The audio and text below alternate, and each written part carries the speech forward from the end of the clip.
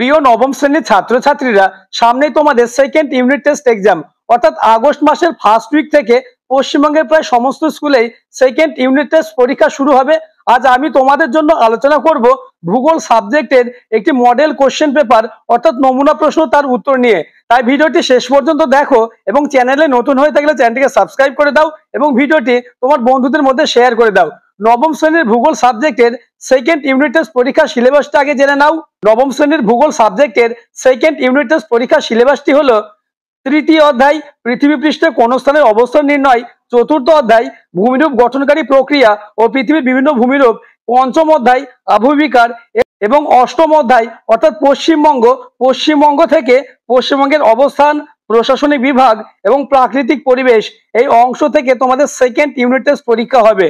অর্থাৎ তিনটে অধ্যায় এবং পশ্চিমবঙ্গের অর্থনৈতিক ভূগোলের আগে পর্যন্ত নিয়ে তোমাদের সেকেন্ড ইউনিট টেস্ট পরীক্ষা হবে।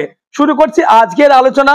দ্বিতীয় পর্যায়ক্রমিক মূল্যায়ন নমুনা প্রশ্নপত্র 2025 শ্রেণী নবম, বিষয় ভূগোল। সময় 1 ঘন্টা 30 মিনিট, পূর্ণমান 40। অর্থাৎ তোমাদের 40 মার্কের পরীক্ষা হবে এবং 1.5 ঘন্টা সময় থাকবে। বিভাগ ক, দাগ নম্বর 1, বিকল্পগুলি থেকে ঠিক উত্তর নির্বাচন করে লেখো যে কোনো 7টি। 1 গুণ 7 সমান সমান 7। অর্থাৎ দাগ নম্বর 1-এ তোমাদের এমসিকিউ প্রশ্ন করতে হবে। প্রথম প্রশ্ন: ভারতের প্রমাণ সময় নির্ধারক দ্রাঘিমা রেখা নিচের যে শহরের উপর দিয়ে বিস্তৃত তা হলো? Option A Allahabad, option B Jaipur, option C Guwahati, option D Chennai. উত্তর অপশন এ এলাহাবাদ। দ্বিতীয় প্রশ্ন: কোন একটি স্থান এবং তার প্রতিবাদ স্থানের সময়ের পার্থক্য হয়? অপশন এ 10 ঘন্টা, অপশন বি 11 ঘন্টা, অপশন সি 12 ঘন্টা, অপশন ডি 13 ঘন্টা। উত্তর অপশন সি 12 ঘন্টা। তৃতীয় প্রশ্ন: নিচের যে জোড়টি পরস্পর সম্পর্কযুক্ত তা হলো? অপশন এ অগ্নুদ্গম এবং অন্তর্জাত প্রক্রিয়া, অপশন বি স্তূপ পর্বত এবং ভাঁজ, অপশন সি গ্রস্ত উপত্যকা এবং গিরিজনী আলোড়ন, অপশন ডি ভঙ্গির পর্বত এবং মহীভাবক আলোড়ন। উত্তর অপশন এ অগ্নুদ্গম এবং অন্তর্জাত প্রক্রিয়া। চতুর্থ প্রশ্ন: জাপানের ফুজিয়ামা যে শ্রেণীর পর্বতের উদাহরণ তা হলো? অপশন এ আগ্নেয় পর্বত, অপশন বি ভঙ্গির পর্বত, অপশন সি স্তূপ পর্বত, অপশন ডি ক্ষয়জাত পর্বত। উত্তর আগ্নেয় পর্বত। পঞ্চম প্রশ্ন: আবহবিকারের ফলে চূর্ণ বিচূর্ণ শিলাখণ্ড মূল শিলার উপর যে আস্তরণ তৈরি করে সেটি হলো? অপশন এ আদিশিলা, অপশন বি রেগোলিথ, অপশন সি মৃত্তিকা, অপশন ডি সোলাম। উত্তর অপশন বি রেগোলিথ। ষষ্ঠ প্রশ্ন: উত্তরবঙ্গের একটি নদী হলো? Option A Kasai, option B Ichamati, option C Damodar, option D Teesta. সঠিক উত্তর অপশন ডি তিস্তা। সপ্তম প্রশ্ন: পশ্চিমবঙ্গের পশ্চিমে অবস্থিত রাজ্যটির নাম? Option A Assam, option B Tripura, option C Sikkim, option D Jharkhand. উত্তর অপশন ডি ঝাড়খণ্ড। পরের প্রশ্ন: উত্তরবঙ্গের নদীগুলির একটি অন্যতম বৈশিষ্ট্য হলো? অপশন এ নদীগুলি খরস্রোতা নয়, অপশন বি বরফ গলা জলে পুষ্ট, অপশন সি নদীগুলির অসংখ্য শাখা নদী আছে, অপশন ডি অধিকাংশ নদী পশ্চিম বাহিনী। উত্তর অপশন ডি বরফ গলা জলে পুষ্ট। বিভাগ খ, দাগ নম্বর 2-এর এ, বাক্যটি সত্য হলে ঠিক এবং অসত্য হলে ভুল লেখো। 1 গুণ 2 সমান সমান 2।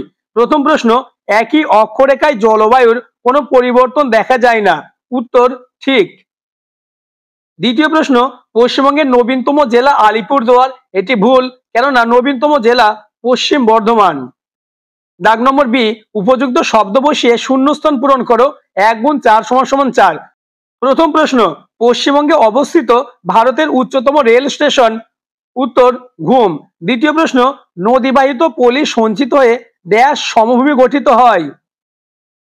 উত্তর পলি গঠিত সমভূমি। তৃতীয় প্রশ্ন: শুশুনিয়া পাহাড় ড্যাশ জেলায় অবস্থিত? উত্তর বাঁকুড়া জেলায়। চতুর্থ প্রশ্ন: পশ্চিমবঙ্গের গ্রীষ্মকালে ড্যাশ নামক উষ্ণ বায়ু প্রবাহিত হয়? উত্তর লু। দাগ নম্বর সি, স্তম্ভ মেলাও। 1 গুণ 3 সমান সমান 3। ক স্তম্ভ এবং খ স্তম্ভ। ক স্তম্ভে রয়েছে বিষমধর্মী শিলা, উদ্ভিদের শিকড়, প্রাকৃতিক শক্তি এবং খ স্তম্ভ রয়েছে ক্ষয়জাত পর্বত, ক্ষুদ্রকণা বিসরণ, জৈবিক আবহবিকার। বিষমসত্ব শিলা হবে ক্ষুদ্রকণা বিসরণ, প্রাকৃতিক শিকড় হবে জৈবিক আবহবিকার এবং প্রাকৃতিক শক্তি হবে ক্ষয়জাত পর্বত। বিভাগ গ দাগ নম্বর 3, নিচের প্রশ্নগুলির উত্তর সংক্ষেপে লেখো, যে কোনো 4টি। 2 গুণ 4 = 8। অর্থাৎ দাগ নম্বর 3-এ 2 মার্কের 4টি প্রশ্নের উত্তর করতে হবে। প্রথম প্রশ্ন, ভৌগোলিক জালক কাকে বলে? উত্তর, দুটি স্থির মেরুবিন্দু সংযোগকারী কাল্পনিক রেখাটিকে অক্ষ বলে। গ্লোবের মধ্যে পূর্ব থেকে পশ্চিমে কাল্পনিক অক্ষরেখা এবং উত্তর থেকে দক্ষিণে কাল্পনিক দ্রাঘিমা রেখা জালের মতো বেষ্টন করে থাকে। একে ভৌগোলিক জালক বলে।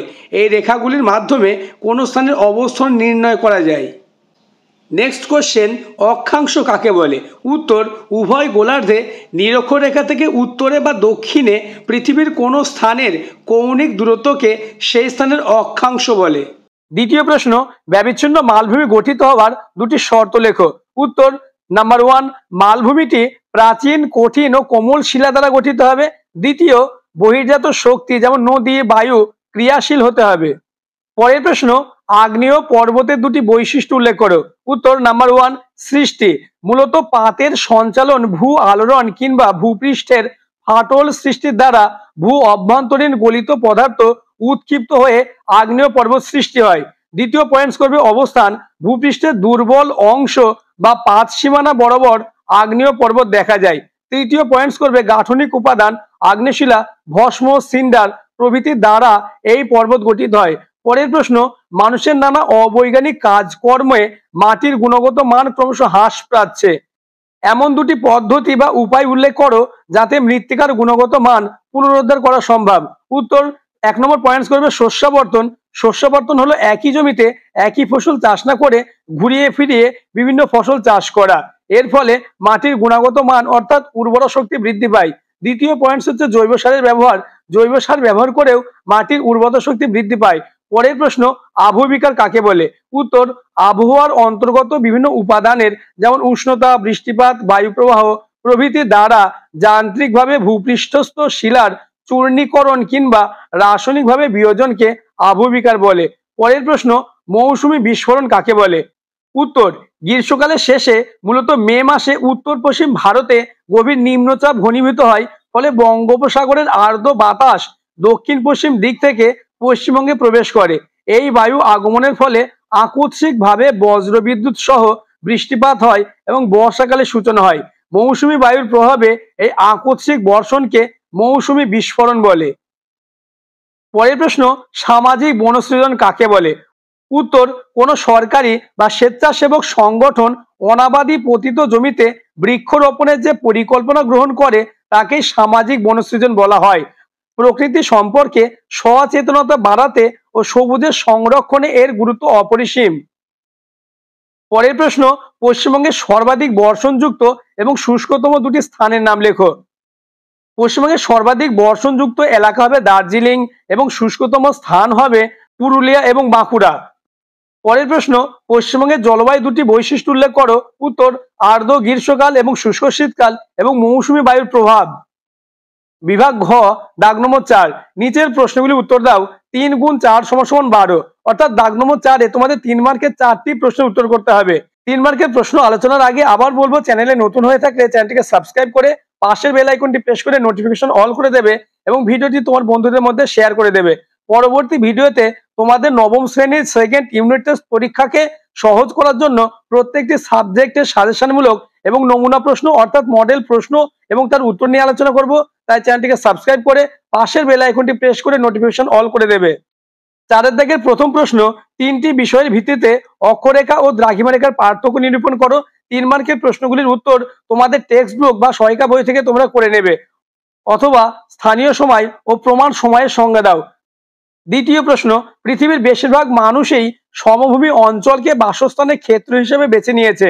বক্তব্যটির সপক্ষে 3টি যুক্তি দাও, অথবা ভঙ্গিল পর্বতের 3টি বৈশিষ্ট্য উল্লেখ করো। তৃতীয় প্রশ্ন, 3টি বিষয়ের ভিত্তিতে আবহবিকার ও ক্ষয়ীভবনের মধ্যে তুলনামূলক আলোচনা করো, অথবা চিত্র সহ স্বল্পমোচন প্রক্রিয়াটি ব্যাখ্যা করো। 4 নম্বর প্রশ্ন, সুন্দরবন অঞ্চলের নদীগুলির 3টি বৈশিষ্ট্য উল্লেখ করো, অথবা পশ্চিমবঙ্গের তথ্য প্রযুক্তি শিল্পের 3টি সমস্যা উল্লেখ করো। বিভাগ উঙ্গ দাগ নম্বর 5, যে কোনো একটি প্রশ্নের উত্তর দাও। 5 গুণ 1 = 5। অর্থাৎ দাগ নম্বর 5-এ বিভাগ উঙ্গয়ে তোমাদের 5 মার্কের একটি প্রশ্নের উত্তর করতে হবে। আর তোমরা জানো সেকেন্ড ইউনিট টেস্ট পরীক্ষায় তৃতীয় অধ্যায় থেকে একটি ম্যাথ অর্থাৎ অঙ্ক আসবেই দ্রাঘিমা এবং অক্ষাংশ নির্ণয়ের। তাই একটি অঙ্ক আমি দিয়েছি। কোশ্চেন নম্বর 1, টোকিও 139°45' পূর্ব থেকে 2016 সালের 1 মার্চ মঙ্গলবার ভোর 3টের সময় একটি ইমেল কলকাতায় 88°24' পূর্ব পাঠানো হয়েছিল। সেটি কলকাতায় কোন দিন, কোন তারিখ ও কোন সময় এসে পৌঁছেছিল? অথবা পশ্চিমবঙ্গের জলবায়ুতে মৌসুমী বায়ুর প্রভাব আলোচনা করো। দ্বিতীয় প্রশ্ন, পশ্চিমবঙ্গের ভূপ্রকৃতির বৈশিষ্ট্য সংক্ষেপে আলোচনা করো। অথবা পশ্চিমবঙ্গের জলের বহুমুখী ব্যবহার আলোচনা করে জল সম্পদের প্রভাব বর্ণনা করো। আজকের ভিডিও এই পর্যন্ত। পরবর্তী ভিডিওতে তোমাদের অন্যান্য সাবজেক্টের মডেল কোশ্চেন পেপার ও তার উত্তর নিয়ে আলোচনা করব এবং সাজেশনমূলক ভিডিও আপলোড করব। তাই চ্যানেলটিকে সাবস্ক্রাইব করে পাশের বেল আইকনটি প্রেস করে নোটিফিকেশন অল করে দাও।